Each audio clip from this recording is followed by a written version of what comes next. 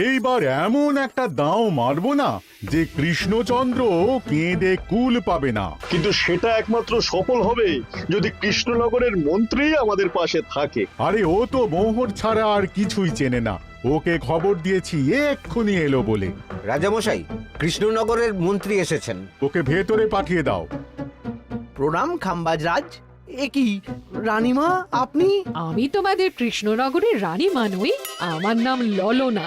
আমি হরেক রকমের গলায় কথা বলতে পারি। এটা আমার আসল গলা। ওরে বাবা রে বাবা রে বাবা, আপনি তো প্রতিভার জলজ্যান্ত রূপ।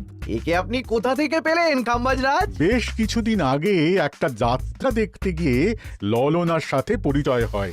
ওর ব্যাপারে সবকিছু জানার পরে আমার মাথায় একটা বুদ্ধি খেলে যায়। তাই আপনি আমাকে ডেকে পাঠিয়েছেন, তাই তো? একদম তাই। আমার একটা পরিকল্পনা আছে। ছলে বলে কৌশলে ওই কৃষ্ণনগরের আসল রানীকে কিছুদিনের জন্য বাইরে পাঠাতে হবে। আর সেই সুযোগে সেসব দায়িত্ব আমার ওপরে ছেড়ে দিন। আমি নিজের দায়িত্ব নিয়ে ললনাকে কৃষ্ণনগরের রানীর সমস্ত আদব কায়দা শিখিয়ে দিয়েছি। এখন শুধু আমি বাকি ব্যাপার নিয়ন্ত্রণ করব। এখন মহারাজ বাৎসরিক হিসেব নিয়ে ব্যস্ত, তাই রানীমা চলে যাবেন আর তার বদলে ঢুকবে ললনা দেবী। তাহলে আর দেরি কেন? আজ রাতেই বেরিয়ে পড়ো। আর যদি আমার পরিকল্পনা অনুযায়ী এগোতে পারো তাহলে কিছুদিন পরে তুমি হয়ে উঠবে কৃষ্ণনগরের রাজা। আমার কত দিনের আশা। চলুন তাহলে। হ্যাঁ চলুন, রাজবাড়ির বাকি ব্যাপার যেতে যেতে বুঝিয়ে দেব। রানীমা কিভাবে কথা বলেন, কাকে কি বলে ডাকেন, রাজবাড়ির কোথায় কি আছে সব।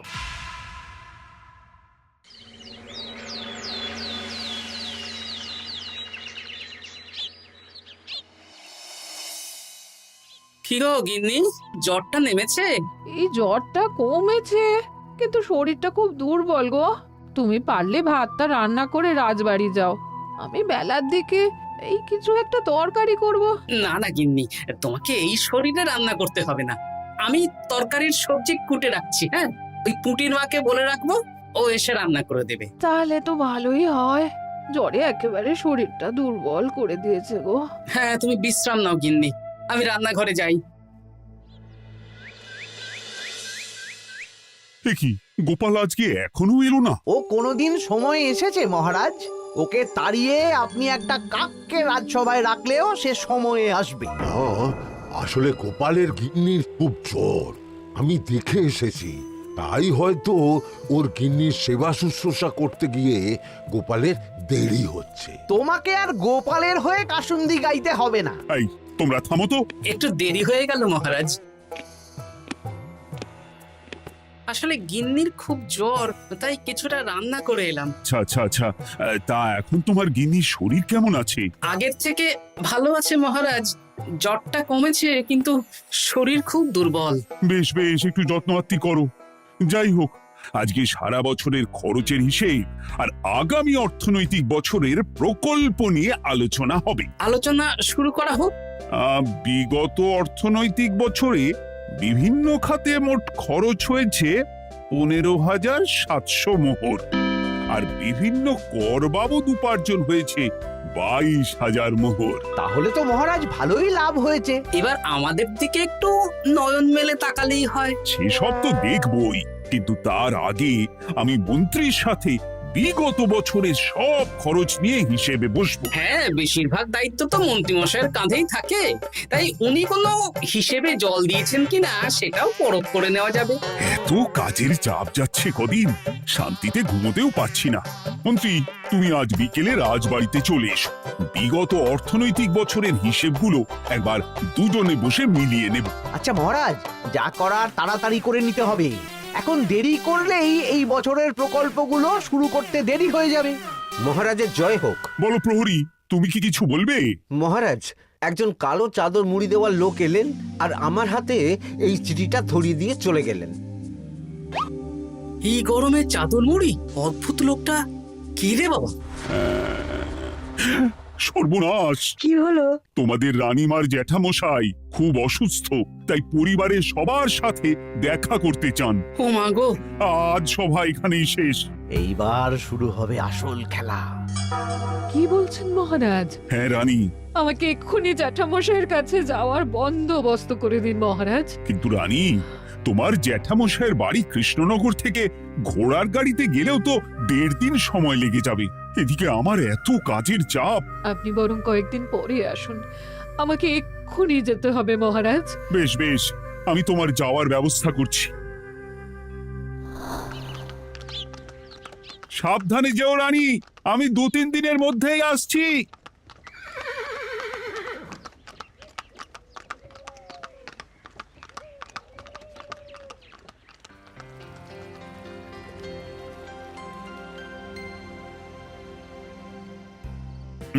মন্ত্রী, বিগত অর্থনৈতিক বছরে আমাদের পাঠশালার উন্নতির জন্য কত খরচ করা হয়েছিল একটু দেখো তো। সব মিলিয়ে মোট 150 মোহর মহারাজ। কিন্তু আমার এখানে তো 170 মোহর দেখাচ্ছে। 170 মোহর? তা কি করে হয়?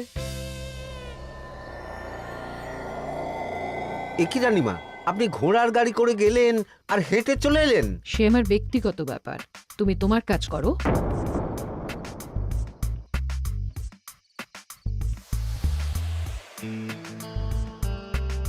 এ কি রানী, তুমি চলে এলে? আমার শরীরটা খুব একটা ভালো লাগছে না মহারাজ, পেটটা কামড়াচ্ছে, তাই সহিসকে বললাম ঘোড়ার গাড়ি নিয়ে জ্যাঠামশাইকে দেখে আসতে, আর আমি বাড়ি চলে এলাম। ও, সহিস এসে খবর দেবে, তারপর আমি আর আপনি দুজনে একসাথে যাব।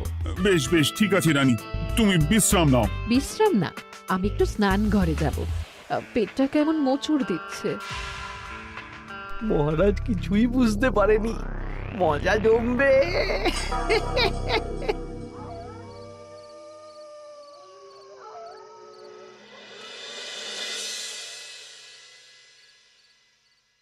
এ কি রানী, তুমি তোমার সব গয়না গাটি বের করছো কেন? আমার আর এই পুরনো নকশার গয়না পছন্দ নয় মহারাজ, ভাবছি কালকে সকালবেলা এই গয়নাগুলো শ্যাকরাকে দিয়ে শহুরে নকশায় নতুন গয়না বানাবো। কিন্তু এগুলো তো তোমার সবই পছন্দের গয়না। কিন্তু মহারাজ, আমি ভেবে দেখলাম এই গয়নাগুলো সবই বড্ড ভারী গয়না, আমি শহুরে আধুনিক নকশার হালকা গয়না পরবো।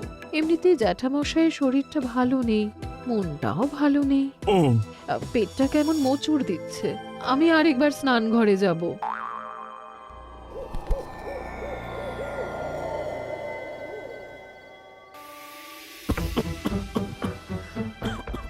ওই তো মন্ত্রী মশাই এসেছে।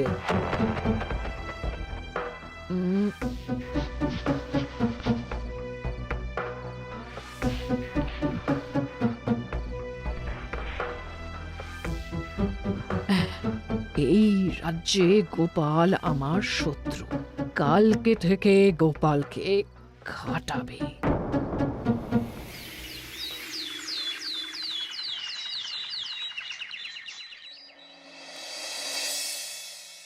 হায় হায় হায়, কি হলো রানী, কি হলো? গতকাল রাতে আমার সমস্ত গয়না চুরি হয়ে গেছে। হ্যাঁ? বলো কি প্রহরী? বলুন মহারাজ। গতকাল রাতে রানীর সব গয়না চুরি হয়ে গেছে। তুমি আরেকজনকে নিয়ে এক্ষুনি খোঁজ করা শুরু করো। যথাজ্ঞা মহারাজ।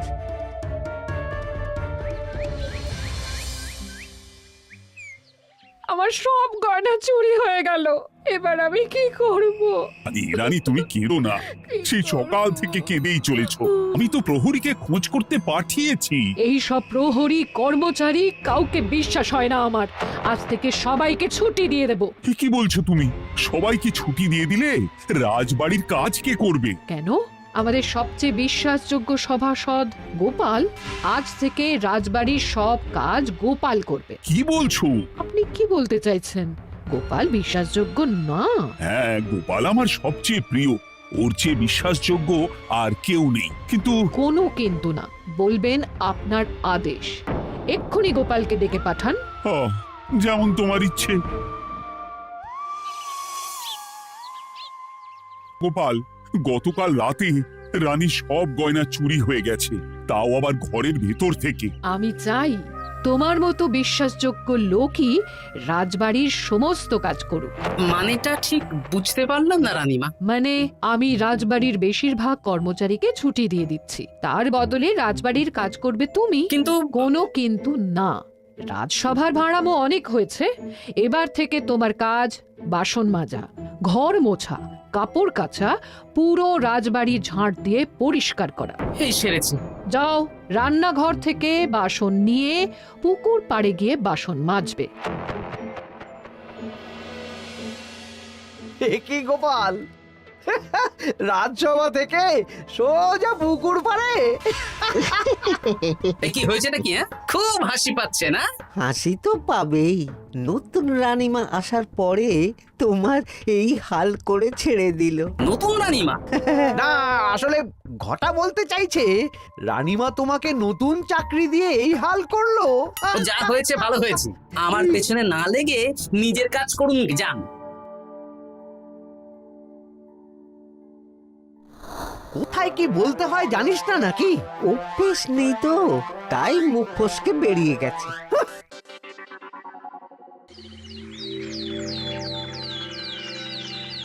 রাজ্যে চোরের উপদ্রব বেড়ে গেছে, তাই আমরা কিভাবে চোরের উপদ্রব কমানো যায় সেই নিয়ে আজকে একটা আলোচনা করব। কিন্তু মহারাজ, রাজসভায় এখনো তো সবাই আসেনি। এই তো এসে গেছি। ওই রাজবাড়ির জামা কাপড় কাচ্ছিলাম। এ কি, গোপাল এখন রাজবাড়ির জামা কাপড় কাচে? হ্যাঁ, সেসব করতে গিয়ে আমার নিজের জামা কাপড়ই ভিজে গেল, তাই বদলে এলাম। মহারাজ, রানীমা ঘোড়ার গাড়ি করে এসেছেন। মানেটা কি? রানী তো রাজবাড়িতেই আছে। হে কি মহারাজ, আমি প্রহরীদের কাছে শুনলাম আমার মতন দেখতে কেউ রাজবাড়িতে উড়ে এসে জুড়ে বসেছে। মানে তুমি তো আগেই চলে এলে। কি কাণ্ড! এই কে? শুনলাম আমার মতন দেখতে কেউ এসেছে। ও আচ্ছা, আপনি। তা কি চাই আপনার? বোঝো কাণ্ড, একরকম দেখতে একরকম গলা। এ বলে আমি আসল, ও বলে আমি। হায় হায় হায়, আসল নকল বোঝাই দায়। একটা নয়, দুটো রানী। আমার জ্যাঠামশাই একদম সুস্থ। এই মহিলা নিশ্চয়ই ভুয়ো চিঠি দিয়ে নিজের রাজবাড়িতে ঢোকার সুযোগ খুঁজছিল। একদম বাজে কথা বলবেন না। আপনি কে সত্যি করে বলুন। সমস্যা সমস্যা, ঘোর সমস্যা। আমার কোনো পাণ্ডিত্য দিয়ে বুঝতে পারছি না কে আসল আর কে নকল। আমি আসল, বিশ্বাস করুন। আমি তো এইমাত্র এলাম। না, আপনি নকল, আমি আসল। কিভাবে বুঝবো? আমি বলবো মহারাজ, এই যে এই রানী আসল। হ্যাঁ, কিন্তু মন্ত্রীমশাই, আপনি কি করে বুঝলেন? না মানে এই রানীমা তোমার উপরে এত ভরসা করে রাজবাড়ির কাজ করাচ্ছেন, কাউকে বিশ্বাস করেননি, একমাত্র তোমাকে বিশ্বাস করেছেন। এত ভালোবাসা, এত বিশ্বাস কার থাকতে পারে বলো? মানে গোপাল, তুমি রাজবাড়ির কি কাজ করছো? বাসন মাজা, ঘর মোছা, বাগান পরিষ্কার, অনেক কাজ করছি রানীমা। আপনার সব গয়না চুরি হয়ে গেল, তাই কাউকে বিশ্বাস করা যাবে না বলে ওই রানীমা আমাকে কাজে রাখলেন। এই ওই বন্ধ করে একটা উপায় বের করো। বেশ বেশ, আমি ধরে নিচ্ছি দুজনেই আসল। তাই আপনাদের দুজনকে আমি পরীক্ষা নেব, দেখব কে উত্তীর্ণ হন। তাই নাও। আপনারা দুজনেই তো সেনাপতিকে চেনেন, বলুন তো সেনাপতির আসল নাম কি? সনাতন সেন। আচ্ছা, আপনাদের বাপের বাড়ি কোথায়? বিজয়গড়। দূর গড়গড় করে সবই বলে দিচ্ছে, এভাবে হবে না, অন্য কোনো উপায় ভাবো। বেশ, সেনাপতি তলোয়ার দাও তো। দিচ্ছি। এই নিন, এই তলোয়ার দিয়ে মহারাজকে মেরে ফেলুন। আপনাদের মধ্যে কে মারতে চান বলুন। এসব তুমি কি বলছো গোপাল? মহারাজ আমার পতি পরমেশ্বর, ওনাকে আমি মারতে পারি? আমি স্বপ্নেও ভাবতে পারিনি গোপাল তুমি এই জঘন্য কাজ আমাকে করতে বলবে। আমি নিজের প্রাণের আহুতি দিতে পারি, কিন্তু মহারাজের গায়ে একটা আঁচড়ও দিতে পারবো না। উফ, খাম্বাজরাজ বেছে বেছে এক ধুরন্ধর নারীকে পাঠিয়েছেন, কোনো জবাব নেই। আমি বুঝতে পারছি না মহারাজ, এনাদের হাবভাব, কথাবার্তা, রূপ সবই একরকম। তবে যিনি ঘোড়ার গাড়ি চেপে এখন ফিরলেন, তিনি আসল হলেও হতে পারেন। আমি আসল, বিশ্বাস করুন। বললেই হলো? আসল হলে প্রমাণ করুন। বেশ, আজকে আর মাথায় কিছু আসছে না। আমি কাল আসব।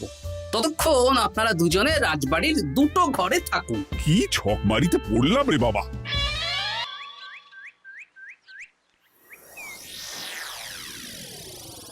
ললনা একদম তৈরি হয়ে এসেছে। দারুণ মজা হচ্ছে বলুন। এবার শুধু একবার আসল রানীকে সরিয়ে ললনা যদি রানী হয়ে যায়, তাহলে রানীর গয়নার মতন সব আমার হাতে চলে আসবে। তারপর কি হবে? তারপর ধীরে ধীরে মহারাজকেও কায়দা করে সরিয়ে দেব, আর খাম্বাজ রাজ আর আমি এই দুজনে মিলে এই রাজ্য চালাবো। ও কি বুদ্ধি আপনার মাথায়।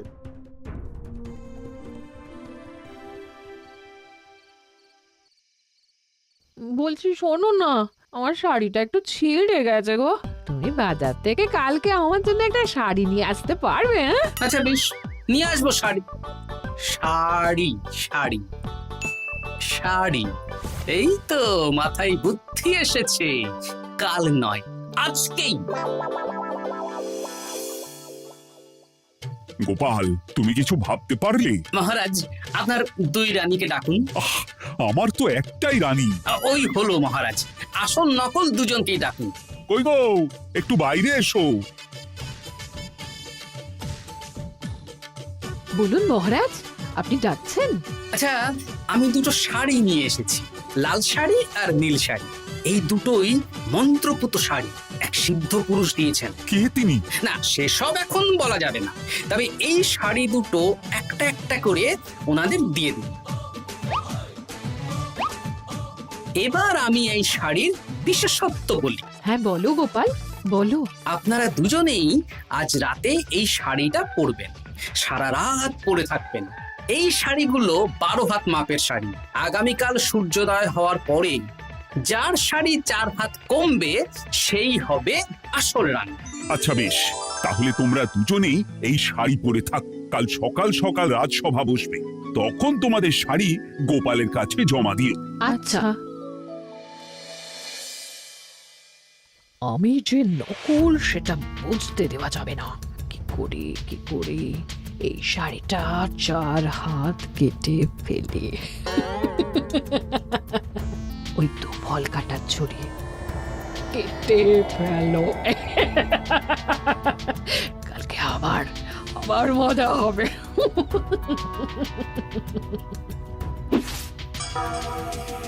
হে ঠাকুর, রক্ষা করো ঠাকুর, আমার শাড়িটা যেন 4 হাত কমে যায়।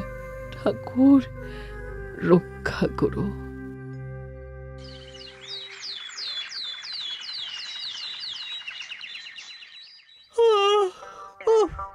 এত সকাল সকাল রাজসভা, দূর, ভালো করে ঘুমটাও হলো না। আমি তো ঘুমোইনি, চিন্তায় ঘুমই আসেনি।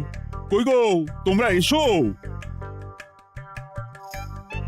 এই নিন আমার শাড়ি, এবার মেপে দেখুন, এটা 4 হাত কমে গেছে। এই দেখুন মহারাজ, বিশ্বাস করুন আমি আসল, কিন্তু এই শাড়িটা সারা রাত পরে থাকা সত্ত্বেও 4 হাত তো দূর, 4 আঙুলও কমেনি। লাল শাড়িটাই ছোট মনে হচ্ছে। তাহলে তুমি আসল? উফ, বাবা, বাঁচা গেল। আয়, কে আছো? এই নকল রানীকে কারাগারে বন্দি করো। দাঁড়ান মহারাজ, বন্দি করতে হলে যার শাড়ি 4 হাত কমে গেছে তাকে বন্দি করুন। কেন? আমার শাড়ি তো 4 হাত কমে গেছে। শর্ত অনুযায়ী যে আসল তার শাড়ি তো 4 হাত কমবে না। আপনি ধরা পড়ে গেছেন নতুন রানীমা। এগুলো কোনো মন্ত্রপুত শাড়িই নয়, এগুলো আমার পরিকল্পনার প্যাচ। আপনি নিশ্চয়ই নিজেকে আসল প্রমাণ করার জন্য শাড়িটা কেটেছেন। না মানে, না না না, তাহলে কমলো কি করে? না মানে হয়ে গেল। সত্যি গোপাল, তোমার বুদ্ধির জবাব নেই। গোপাল, তুমি আমাকে বাঁচালে। এই যে নতুন রানীমা, চুপ করে কেন? ওকে আমি কারাগারে গিয়ে বেত মারছি, তাহলেই সব বলবে। বল, কে তুই বল? আসলে মানে আমার নাম ললনা। আমি যাত্রাপালা করি, অনেক রকম গলায় কথা বলতে পারি। কদিন আগে খাম্বাজ রাজ আর এই মন্ত্রী মশাই